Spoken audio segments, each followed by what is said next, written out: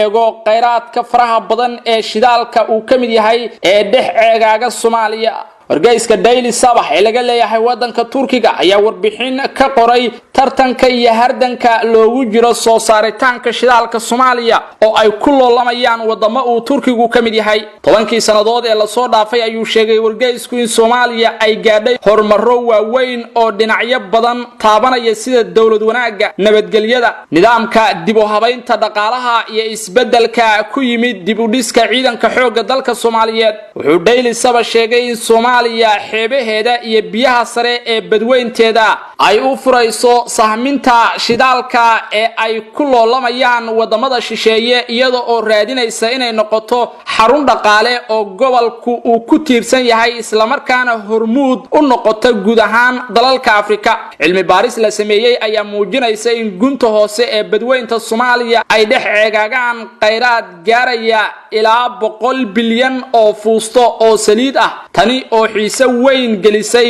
maalgashadayaasha shisheeye iyo kuwa wadamada dariska oo dhammaantood u hanqaltaagaya Soomaaliya oo la filayo in ay noqoto il dhaqaale oo weyn. wadamada caalamka ee loolanka ku jira waxaa ka mid ah Turkiga, Mareykanka, Norway, Qatar, Sacuudiga, Imaaraadka Carabta iyo dalal kale oo danaynaya in ay ka faa'iideystaan kheyraadka faraha badan ee alla ku manaystay Soomaaliya. hase yeeshee Turkiga oo saaxiib dhow la ah Soomaaliya caawinayayna sanadihii dambe ee ay Soomaaliya ku jirtay marxalad adag ayaa xiise u yeelay tartankan kadib markii madaxweyne Rajab Tayyip Erdogan uu sheegay in dawladda Soomaaliya ay ku casuuntay Turkiga in uu shidaal baaris ka sameeyo xeebaha Soomaaliya. hadalka madaxweyne Rajab Tayyip Erdogan ayaa rajo weyn geliyay dad badan oo caalamka ku nool gaar ahaan shacabka Soomaaliyeed oo aad ugu farxay in Turkiga oo sanado badan Soomaaliya caawinayay uu iminka ku soo biiro tartanka loogu jiro soo saaritaanka shidaalka Soomaaliya. Soomaalida ayaa sidoo kale aaminsan in Turkiga haddii lagu wareejiyo qandaraaska soo saaritaanka shidaalka Soomaaliya uu u wajihi karo si daacad ah.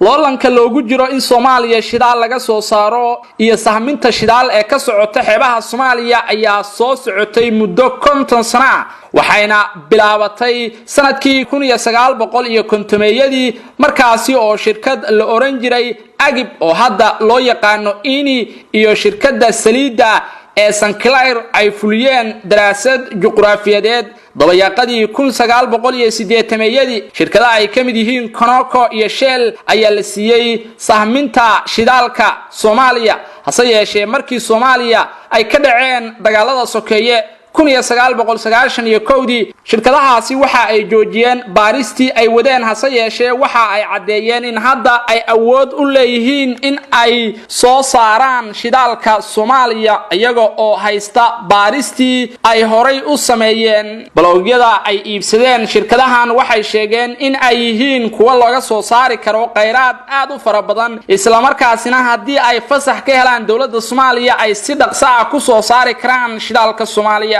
wargeyska Daily Sabah ee laga leeyahay dalka Turkiga wuxuu sheegay in dawladda Turkiga ee uu horkacayo madaxweyne Rajab Tayyip Erdogan ay si daacad ah u wajihi doonto soo saaritaanka shidaalka Soomaaliya marka la barbar dhigo shirkadaha kale ee shisheeye ee u hanqaltaagaya Soomaaliya. wuxuu taasi u sababeeyay sida Turkigu uu Soomaaliya ugu tababarayo ciidamada qalabka sida ugana fulinayo mashaariicda lagu soo celinayo kaabayaasha dhaqaalaha Soomaaliya sida garoomada, goobaha waxbarashada, jidadka iyo xarumo kale oo uu Turkigu si degdeg ah bilicdooda u soo celiyay gudaha caasimadda Soomaaliya ee Muqdisho. sanadihii la soo dhaafay daraasado dhowr ah oo isxigxigay oo la soo gabagabeeyay ayaa lagu ogaaday in Soomaaliya ay leedahay kayd shidaal iyo gaas kuwaasi oo laga heli karo xeebaha Soomaaliya iyo meelo ka baxsan xeebaha. natiijooyinka ka soo baxay baaris shidaal oo ay samaysay shirkadda Spectrum waxay muujinayaan in ay jirto suuragalnimada sahminta saliidda ku jirta xeebaha Soomaaliya.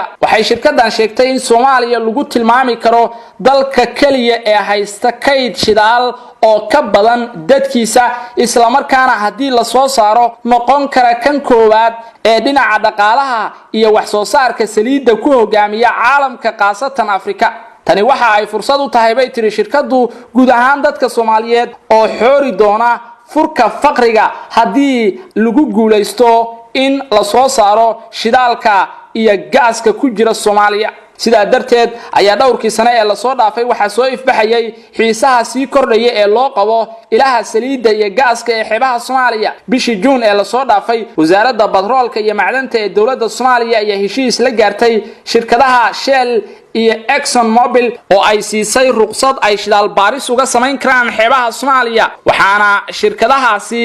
ay bixiyeen khidmad dhan 1.7 milyan oo dollar heshiiskaasi ay dawladda Soomaaliya la gaartay shirkadahana wuxuu noqday mid abuuray rajo cusub iyo iftiin u soo kordhay dadka Soomaaliyeed Soomaaliya waxay leedahay xeebta ugu dheer Afrika oo dhererkeedu yahay 3300 oo kiiloomitir iyo kheyraadka dabiiciga ah oo aan wali laga faa'iideysan waxaana wadankan uu ku yaalaa meel istiraatiiji ah oo ah albaabka loo maro badda cas iyo gacanka cadmeed waxaana inta dheer in dalka Soomaaliya ay dibadaha uga maqan yihiin in ka badan 2 milyan oo Soomaali ah oo ku nool qurbaha waxaayna qurba joogtu dalkooda u diraan ku dhawaad 2 milyan oo dollar oo xawaaladaha loo marsiyo Soomaalida gudaha joogta hase yeeshee warbixinta uu qoray wargeyska Daily Sabah waxa lagu sheegay in Soomaaliya ay dadkeedu noqon doonaan hodan hadii ay la soo baxaan kheyraadkooda waxa kale oo laga maarmaan ah lagu yiri warbixinta in laga gudbo caqabadaha ku xeeran soo saaritaanka shidaalka Soomaaliya isla markaana Soomaaliya ay kala xulato dalka ugu dhow